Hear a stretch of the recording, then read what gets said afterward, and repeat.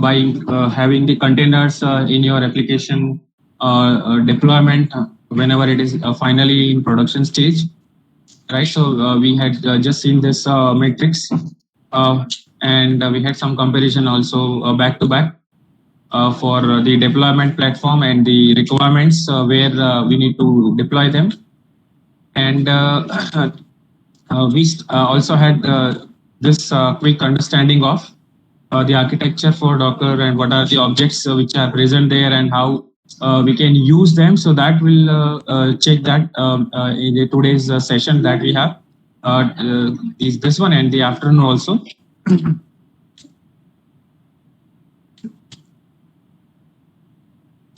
So we'll also have some demonstrations in between.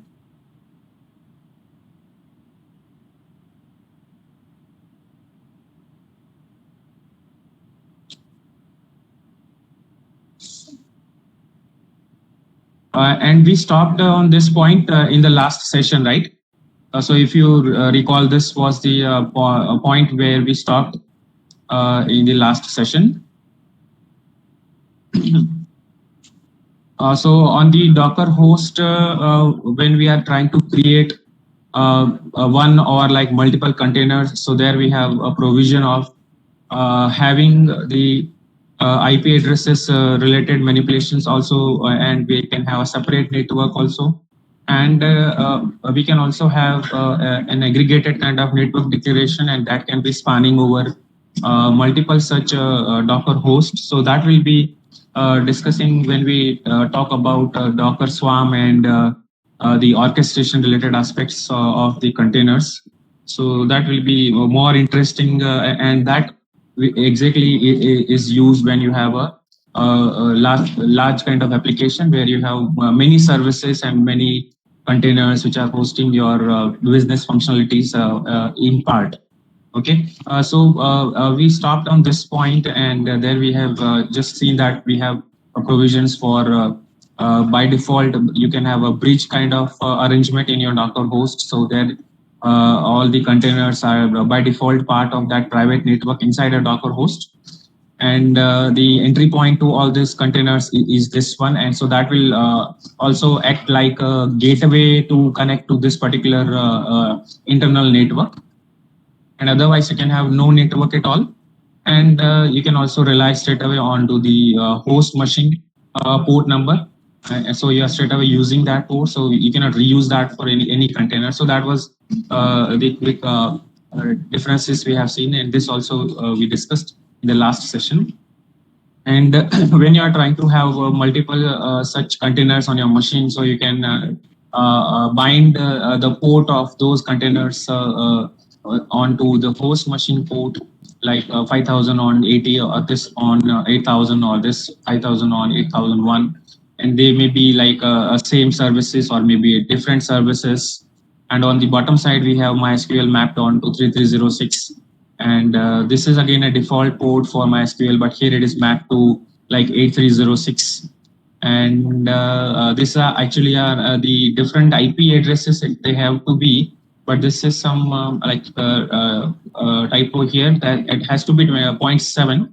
So we cannot again have this kind of binding with this from like another container.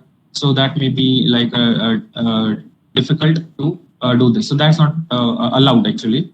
So otherwise you can map your containers to various ports of your host machine by having this kind of declarations, and that can be a secondary part of your this particular command. So we'll also check some other demonstrations related to this, how exactly you can declare your this particular container in running stage from an image, and then how you can also link various containers. So you can have like a combined effect of 2-3 containers working together, and we can have also like information flow happening between them. Otherwise, you already have tried what I'll demonstrate today natively. So natively, you have already tried, I believe. So almost everyone must have tried that. What we'll see today, but that will be just checking in form of the Docker containers today.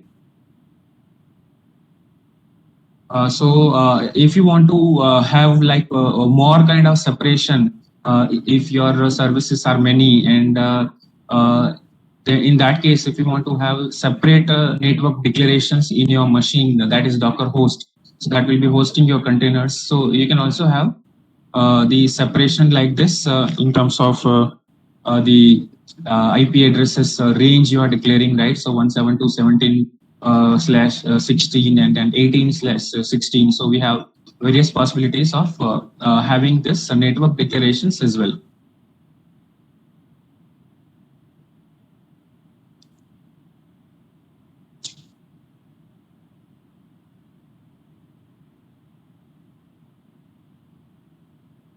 So if you want to create this particular network, then you can specify that you want to create a network with the bridge, which will be the driver option, and you can also declare your subnet, whatever numbering you are assigning to that, right? So that is private to your host, and otherwise your machine is this particular machine may be accessible from the external area, and that is obviously the name assigned to this particular network we are actually creating, right? So then after we can utilize this network for attaching several like containers to that and so on.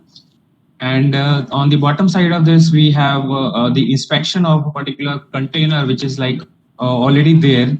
And if you just do inspect, so that's a common command we have for almost every object in Docker. So you can in detail inspect that also. So that's a container name only. And generally, when you run any such container related commands, so by default, it will also assign some a name on its own. So like that is easily rememberable. That is just a name given by the Docker host only.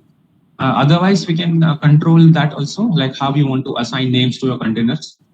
So that this is telling a story about the network related aspects of your container. So whatever is a gateway, right? So that's what gateway is the center part of that in terms of the bridge, whatever we have. So that is the first entry point, and subsequently we have other details. So that IP assigned to the container, and then the virtual MAC which is present there.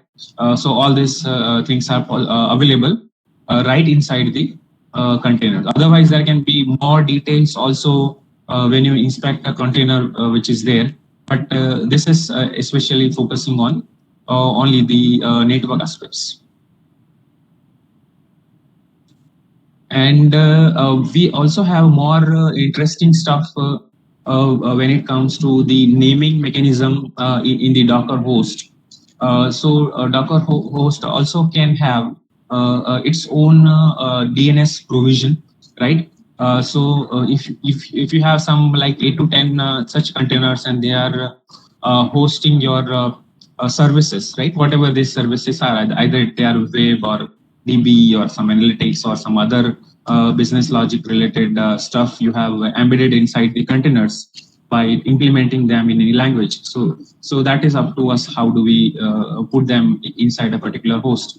In that case, when the containers will be like when they are in running stage, and maybe they are terminated over the time, and then again you bring them back in your system. So if that is like up and down like of that particular container, if you do not control that this naming mechanism, then what might happen? For example, in your code, generally, how do we connect to the backends? For example, database server. So how you have tried that?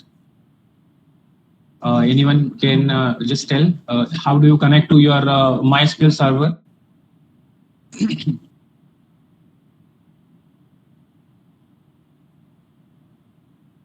Can someone reply? How do you connect to your MySQL server in terms of any language you have? Okay, so you are providing URL, right? But what do you specify in that URL?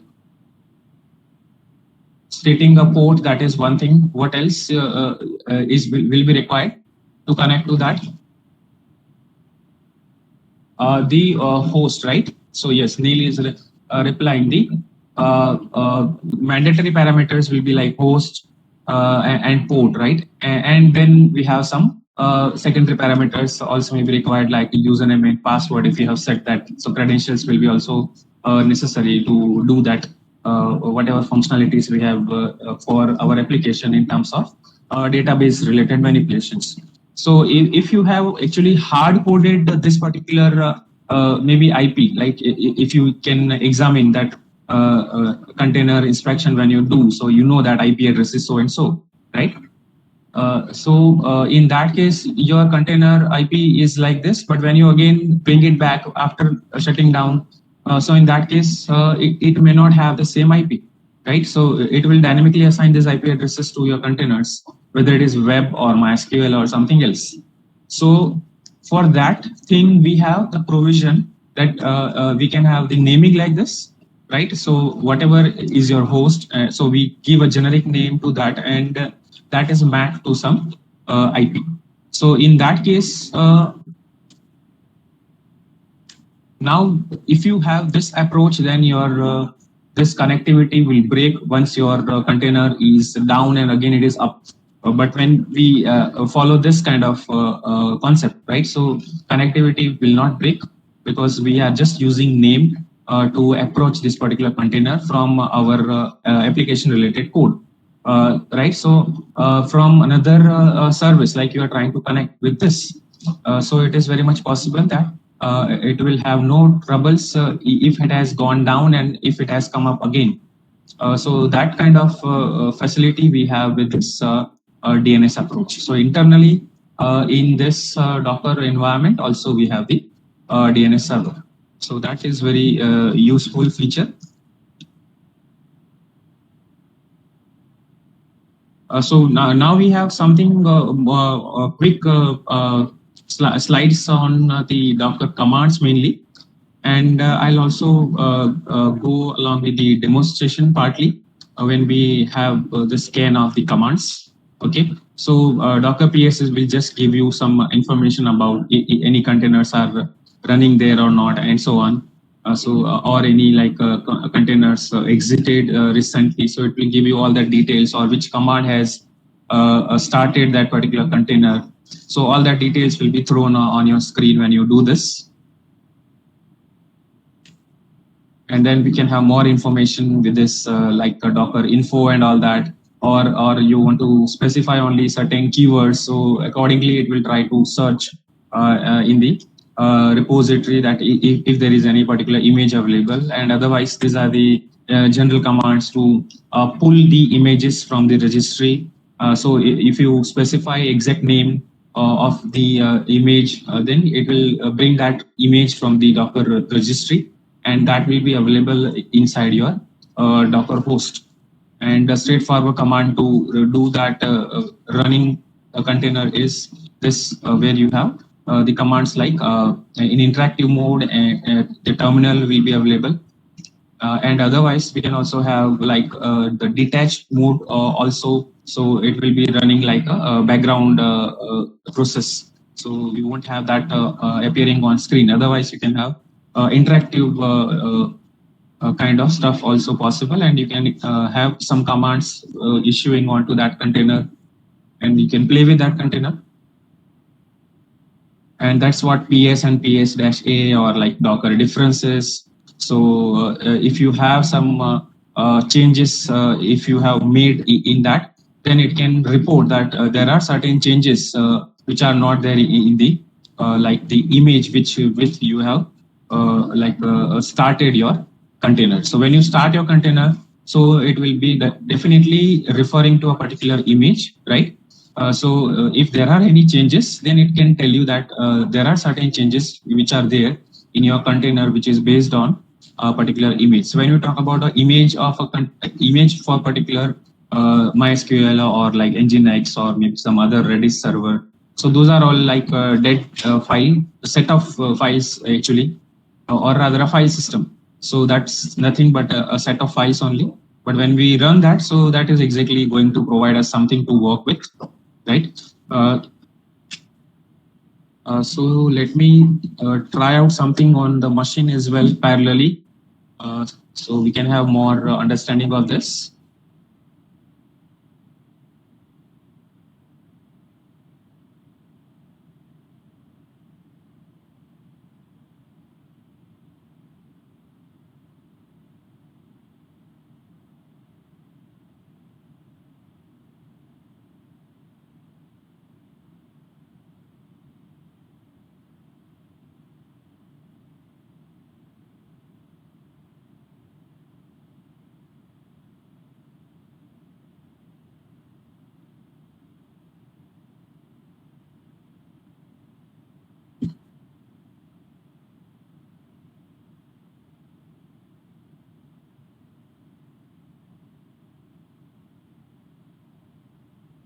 So we don't have any containers running so far, right? And if you want to try out certain things here, then let me just check.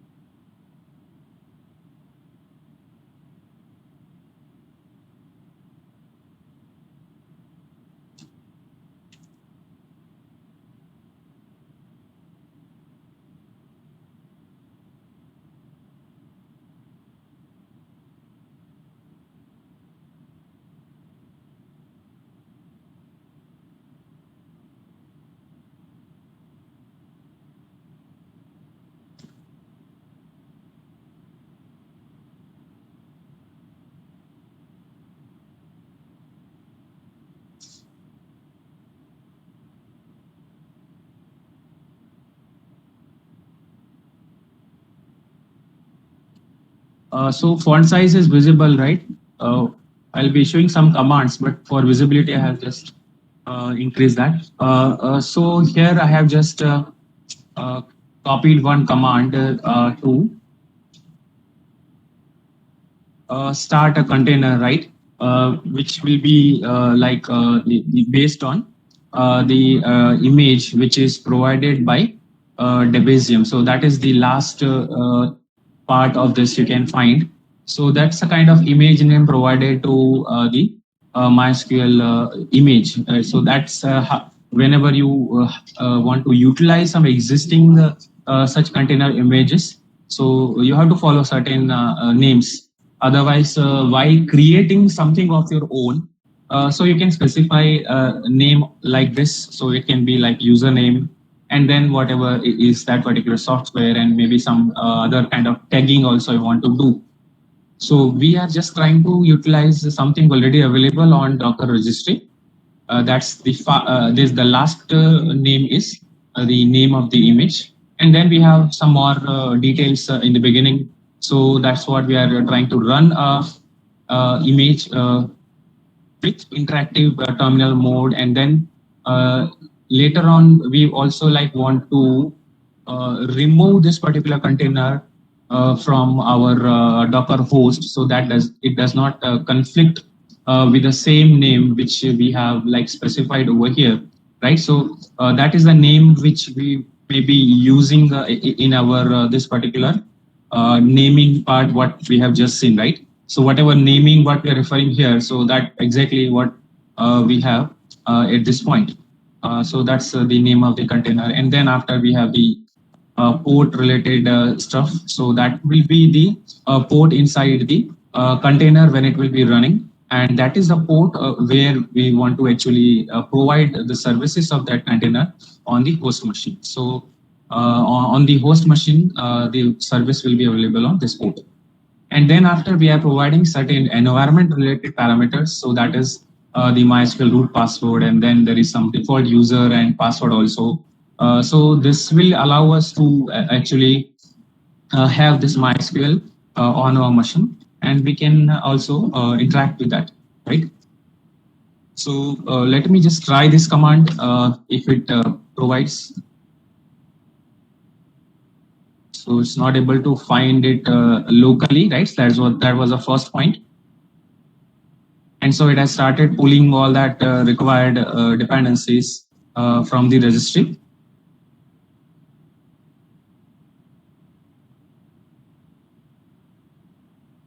I hope I am still audible.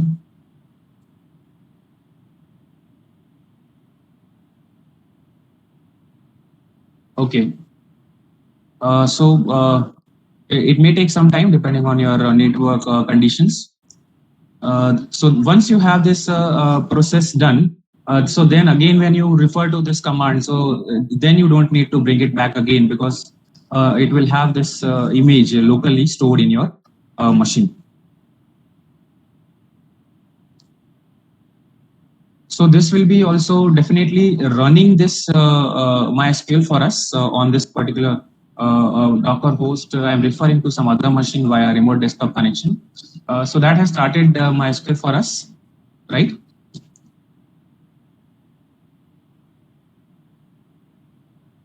Now I'm going to issue some other command from other terminal. So let us say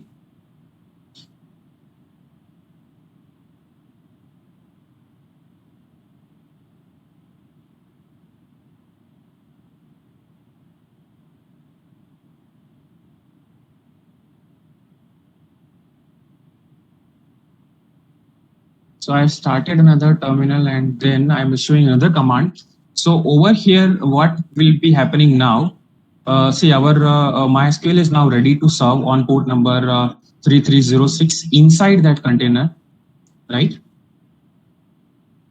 And if we want to connect to that, so again, we have another command. So that is docker execute. And again, in interactive terminal mode, we want to connect with MySQL, right? That is already running container. And there we want to start a process that's a bash shell. So it will actually allow us to connect to that running container on this side. And we'll be able to issue certain commands right from the prompt of that. So when I do this, so it will attach me to that particular container over here, which is already running the MySQL service, right? So we are from another terminal, and because of this only interactive terminal mode, we are onto this, and we have started a separate process using Bash shell. So now we are onto that, and if you want to now, I think connect to this, then we can issue commands also, and there will be some password to connect to this. Okay, so I am onto that container now on the MySQL database, and if we check like inventory, okay, so let us check tables, for example, right? So, and then we have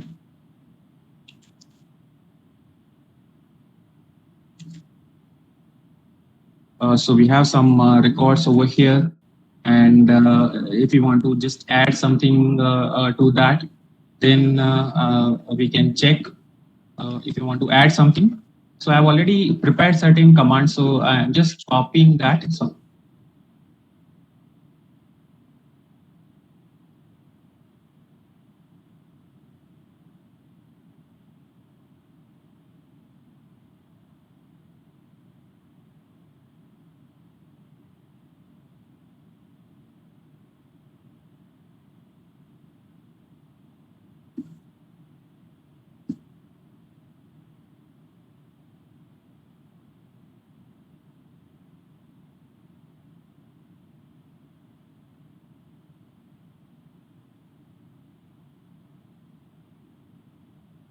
so we have added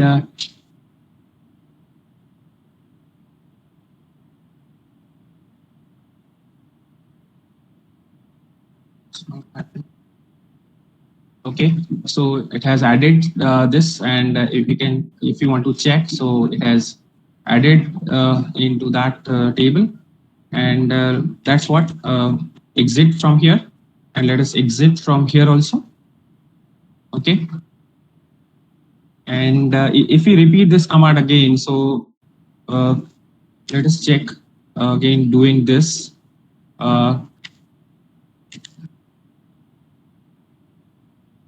And use inventory, for example, and again select. So I'm just trying to demonstrate a concept, and that's why I'm repeating this. Okay, so it is still there.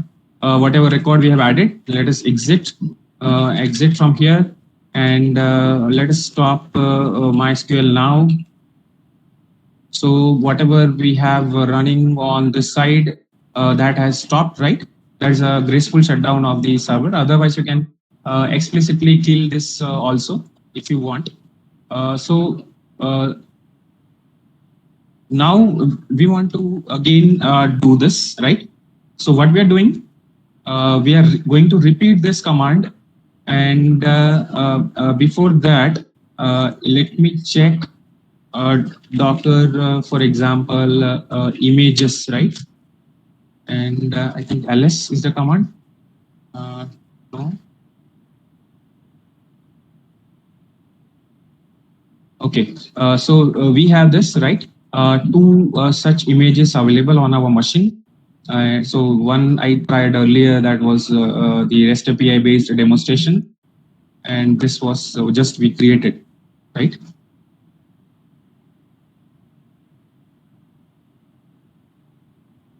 So let us repeat this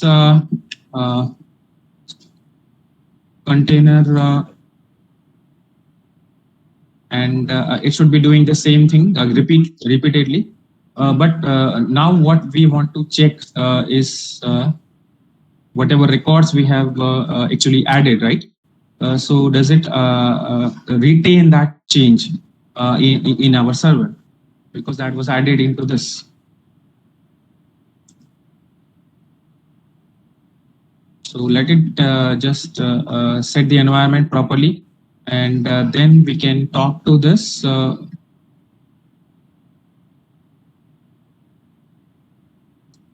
Okay, so let us issue this again, and okay, we are back into that. And then again, we can do this, and whatever password we have. Okay, so let us repeat this.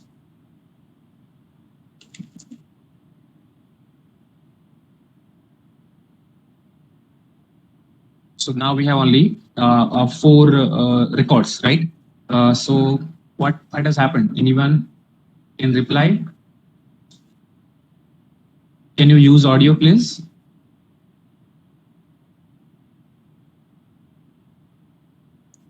What has happened? This changes what we have applied. Why we are not finding?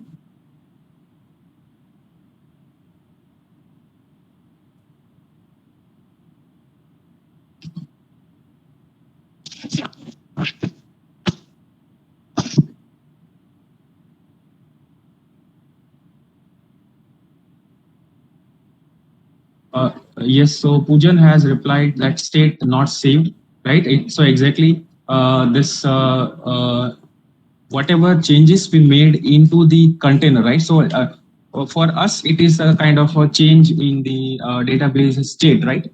So we changed the database state from one consistent state to the another consistent state, but that was not retained in terms of physical sense. So otherwise, by default, whatever data is there in the container image, so it is already there. So like it is physically stored in this. So whatever data files are there in this MySQL or whatever kind of server we have. So data is generally stored on the actual physical files, but that we did not have any kind of provision to retain the changes which we are applying into the container environment, right? And that is why we do not have this change appearing in our container. So that is the fundamental fact behind the container. So once you work with the containers, and if you have not made any provision to save the changes, whatever you do in terms of adding some files, or in this case, we are trying to make some changes in a particular table. So visually for us, this is a table, but otherwise it is only a a physical data stored somewhere on the files or on the actual files which are there in your container image, right? So we have to make that provision to store the data persistently, whether it is only a file or it is like the data. For that, we also have a provision, and that is called the volumes in the container. So that is the actual practice we need to follow. So if you want to retain your changes, then you have to apply that concept of volumes, and with that you can retain also your changes in persistent way. For that, we need to also have some extra commands. So we have some time for that. So let me complete that part also. So it will be looking like in continuity. Let me issue that command as well. Uh,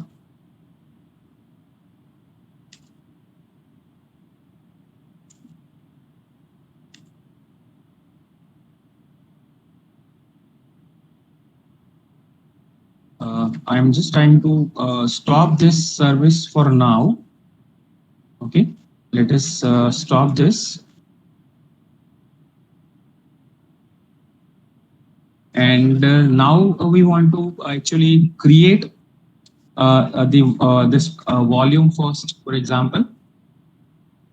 So let us do that.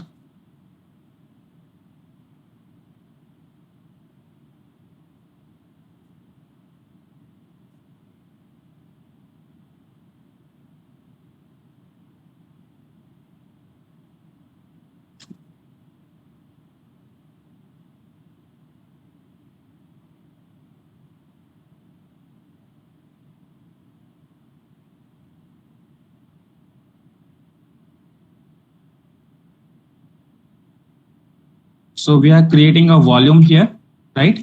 So now we have the volume available in this Docker host. We have some variations here also. So you can have a volume inside the Docker host environment, or you can have the volume creation inside your host file system. So these are the two flavors of volume. Inside the Docker host environment, you can do, or directly on your file system of that native machine, whether it is OS or Windows or Linux or whatever OS you have. So there also you can create a volume, and that will be straightforward onto the file system. So that is also a possibility. But here we are trying to create, for simplicity, the volume straight away onto the Docker host environment. So here we are not referring to the file system of this Windows system from where we are doing all this. So let us check the command to do this. And for that, we have to issue a specific command like this. So let me do this now.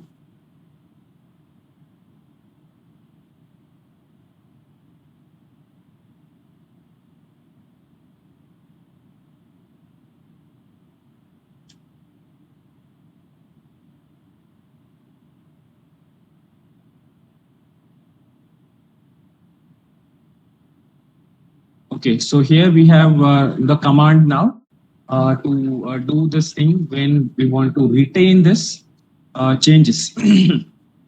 So that is having extra command. That is what MySQL volume we created. So that is inside the Docker host environment, and then we are stating that this particular volume, which is presently like local to our Docker host environment, has to be mapped onto the container file system, right? So that is again a Linux based file system we have. So inside the container, we have a where lib MySQL folder. So inside that, we are having this. Okay. So that is the change we have compared to what we did earlier. Otherwise, rest of the commands, rest of the parameters are same, right? All the environment parameters and the image and all that. And after this container is done, so we want to also remove this container, and that's why we are not getting the conflicts like the container with this name exists. Otherwise, you'll have that continuous error. So just to get rid of that, we have specified that We want to remove this, right? Okay, so let us issue this command again, but now with the provision to retain the changes in the volume.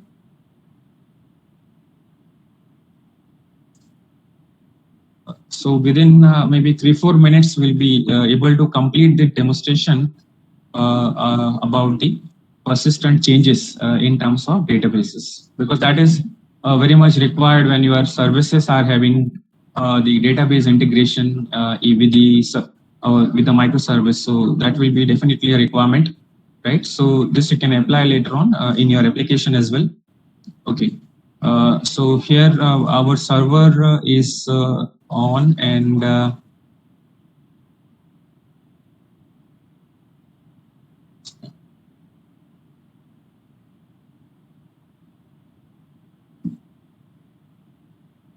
let me start another.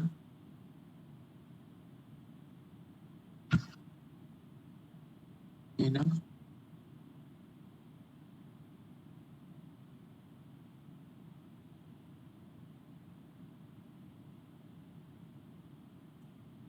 uh, Poojan is asking for, we must be knowing where the changes appearing, like where live MySQL. Yes, Poojan. So this is one approach to store your changes in a persistent way. Another one is you can store your local file system related folders also. So that is also another possibility. So in this case, we are straight away mapping to the container image, and that will not change where lib MySQL, right? And the changes, and there is also another possibility if you want to like share across the containers certain persistent changes. So that is also a possibility if you want to share. But when it comes to the containers, this will be obviously the requirement to follow certain path in form of the Linux file system.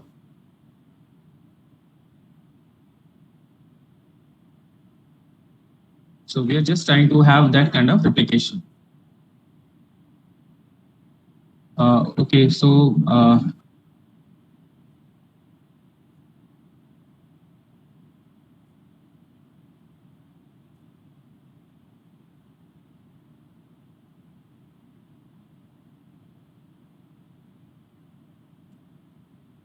okay, so we are on to this, and here we have this, right? Where, and then whatever is a path that lib, and then MySQL, for example. So this exactly the path we are trying to map, right? So let us again repeat that what we did earlier.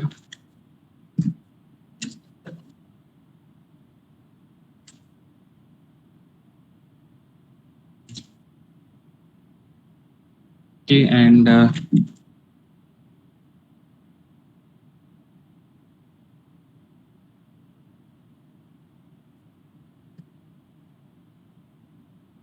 so I'm again into the MySQL this, and I'm going to issue again the commands.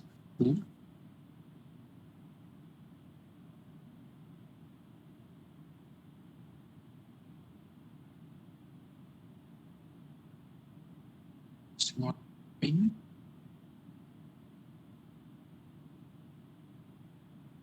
Okay.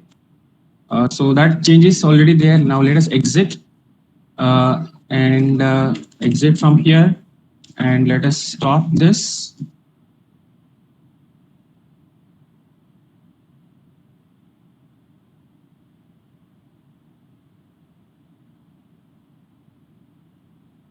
Okay. And if we want to start it again, so same command, if we want to again do that.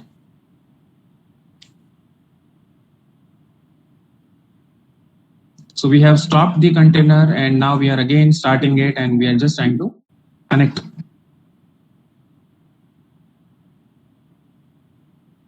Few more minutes, and then we'll end the session. Okay, so it is up now, and we can connect again